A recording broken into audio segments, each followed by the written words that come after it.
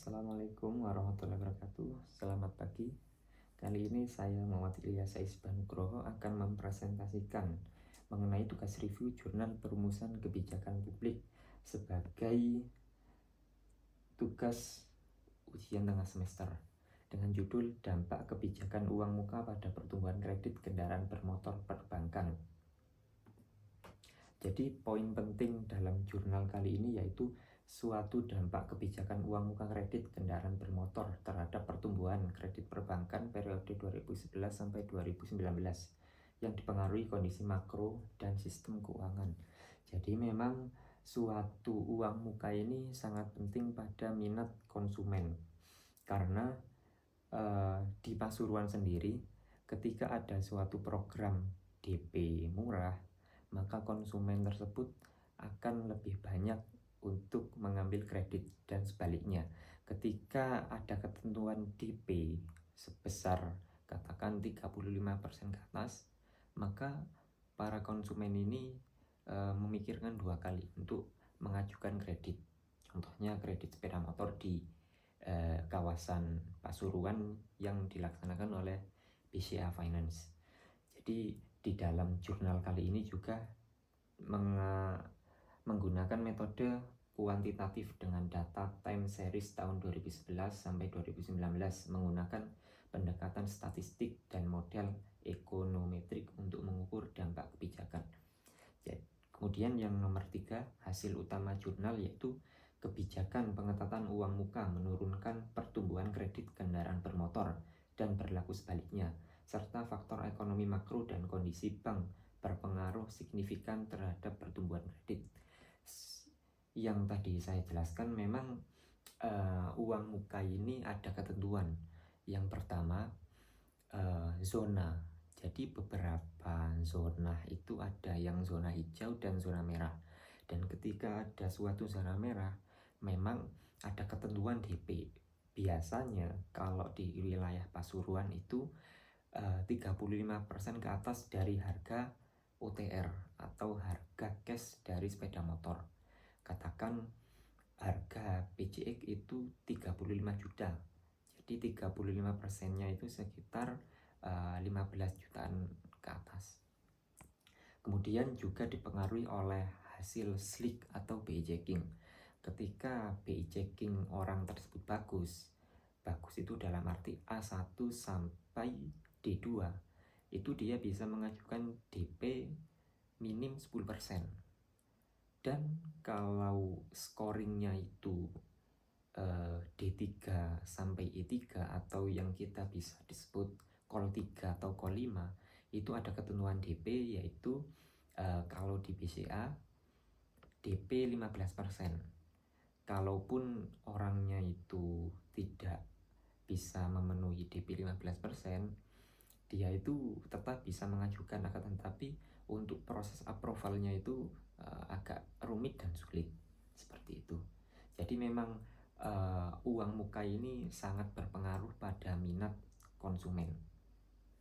Kemudian gap, keterbatasan data periode 2011 sampai 2019 saja dan belum menganalisis variabel eksternal. Kemudian nomor 5, rekomendasi riset. Periode data lebih panjang dan terbaru, mengkaji pengaruh kebijakan pada sektor lain di industri keuangan atau konteks ekonomi yang lebih luas termasuk pengaruh global dan faktor sosial ekonomi. Pendekatan kualitatif untuk memahami persepsi pelaku industri dan regulator. Jadi memang ekonomi ini sangat berpengaruh juga pada minat konsumen.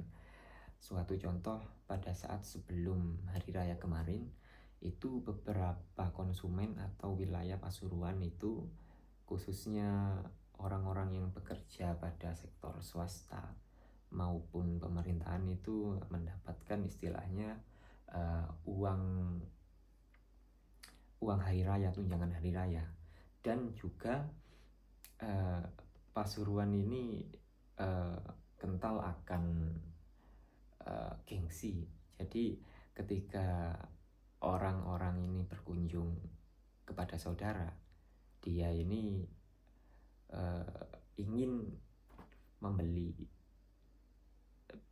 kredit sepeda motor baru, dan juga setelah hari raya maka minat untuk mengajukan kredit ini jadi berkurang.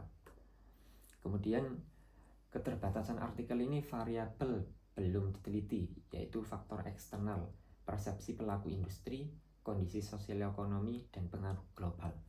Jadi nantinya yang akan saya kaji atau buat jurnal kedepannya memang dari persepsi pelaku industri. Saya menekankan di situ karena saya sebagai pelaku yaitu surveyor di BCA Finance.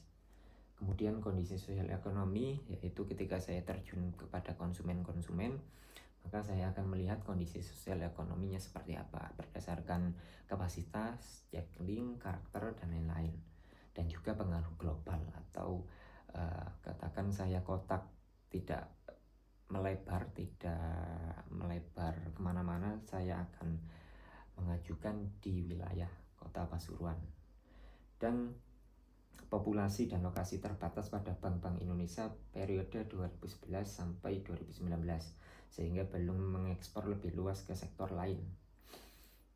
Yang akan saya buat yaitu di periode 2025. Kemudian peningkatan metode, mengintegrasikan pendekatan kualitatif untuk memahami persepsi pelaku industri dan regulator serta model yang mampu menangkap dinamika kompleks. Ya, kemudian dari kualitatif ini saya akan mengambil cuklak atau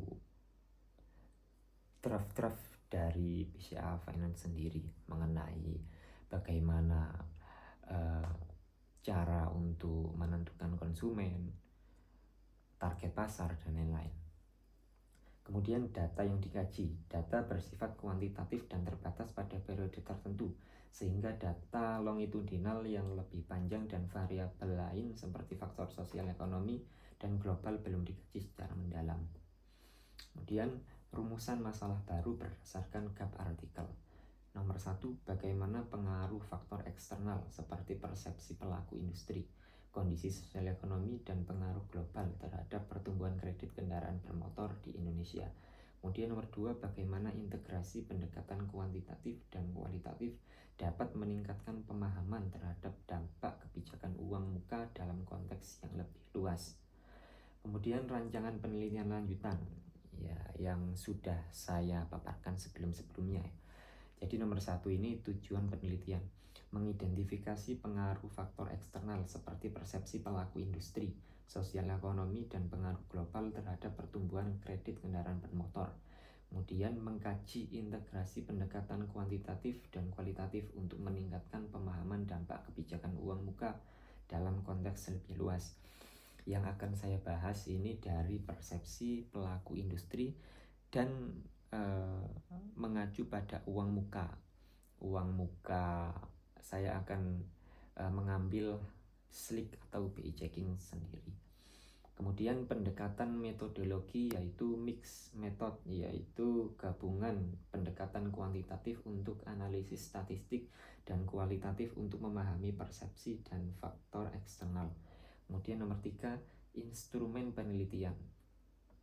Ya, yang pertama kuantitatif, yaitu kuesioner dan data sekunder dari laporan keuangan bank, data makroekonomi, dan indikator global.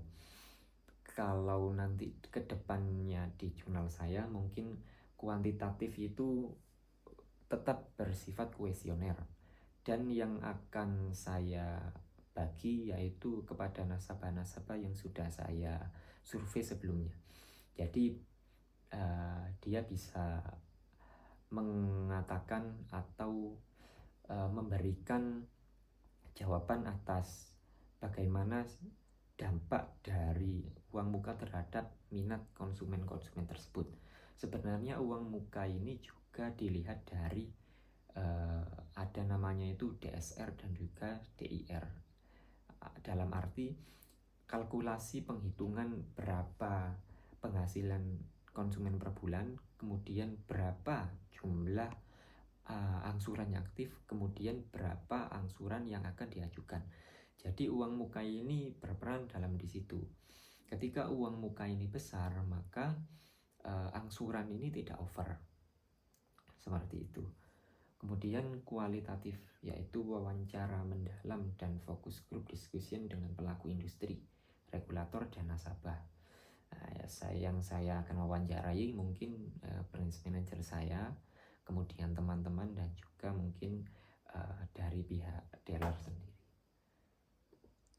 Kemudian sampel penelitian kuantitatif, yaitu data panel dari bank-bank di Indonesia yang menyalurkan kredit kendaraan bermotor selama periode tertentu.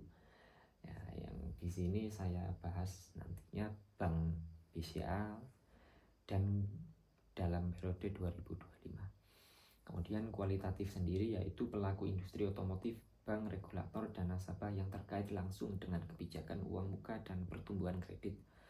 Yang nomor 5, teknik analisis data, yaitu kuantitatifnya analisis regresi panel, uji korelasi, dan analisis statistik deskriptif untuk mengukur pengaruh variabel eksternal dan kebijakan uang muka. Kemudian kualitatifnya analisis hasil wawancara dan diskusi kelompok untuk memahami persepsi dan faktor sosial ekonomi yang mempengaruhi. Jadi seperti itu. Sekian dari review jurnal yang saya bahas. Kurang lebihnya mohon maaf. Saya akhiri. Assalamualaikum warahmatullahi wabarakatuh.